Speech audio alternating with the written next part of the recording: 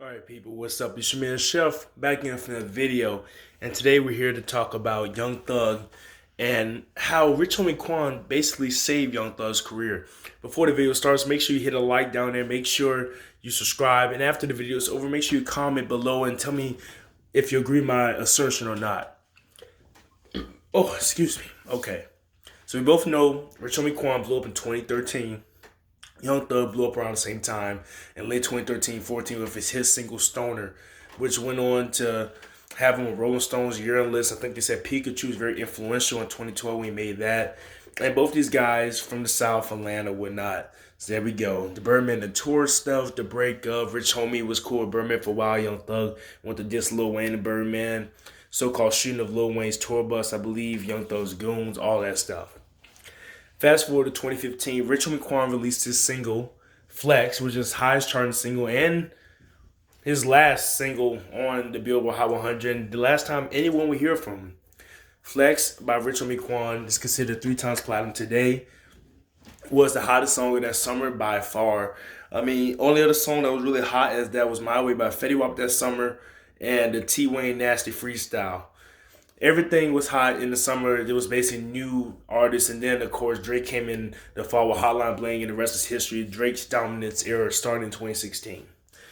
So the reason why Rich Homie Quan saved Young Thug is this: at that point, Rich Homie Quan had more visits on the charts than Young Thug. He had more buzz than Young Thug, in my opinion.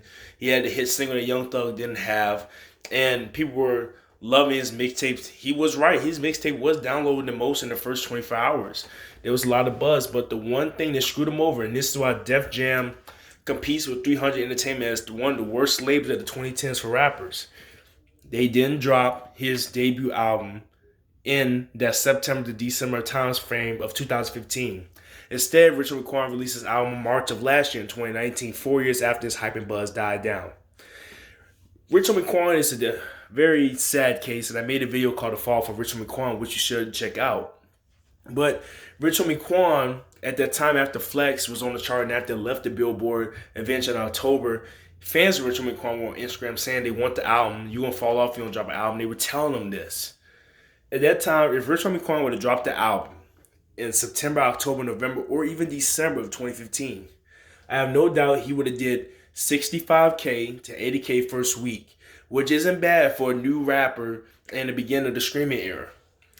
That album, he would have followed that with a probably more successful album that June of 2016, and that album may have done 110K.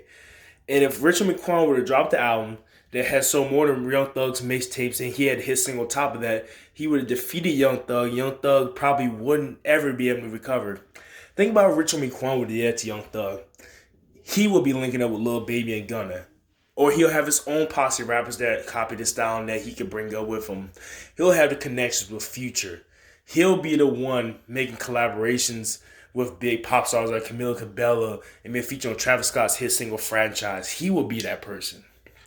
But it just wasn't meant for Rich Homie Quan. That's how Young Thug used the opportunity of Rich Homie Quan, not taking advantage of it. Even though both of them signed to terrible labels, Young Thug still released mixtapes. He started releasing commercial mixtapes, and he eventually got the endorsements from Drake. His controversial dressing of whatnot or acting feminine continued to make people talk, and eventually he rose to the top. And last year he had his best selling album ever, his debut album, doing 120 something first week. So it just wasn't meant for Rich Homie Quan. But if Rich Homie Quan would have dropped the album in 2015, he would have crushed Young Thug's career. Just think about all the people who were at the cusp of something but had someone else do it first. Think about if Designer didn't have to be in the landscape where multiple people sound like Future at once and didn't get the endorsement from Future. Think about if Designer would have got the endorsement from Future. Think about if T-Pain would have revolutionized himself before he fell off in 2011. And finally, just think about Ray Scrimmer and how they blew up. Think about if there was another group like them that were sound like them at the time. They wouldn't even have the chance to blow up. But we could do a lot of what ifs, but the rap game is the rap game. A lot of wild things happen.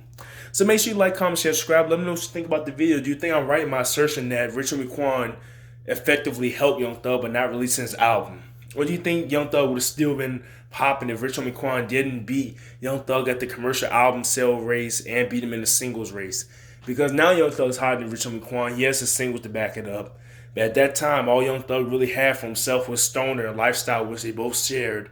And he had a feature on T.I.'s If It Ain't About the Money. He had a hookah with Tiger. Rich Homie Quan's mixtape, I Promise I Never Stop Going In, had a lot of buzz and hype. He had Flex, Walkthrough. My Nigga was hot in 2013 and 14. So for real, Rich Homie Quan was on that same level.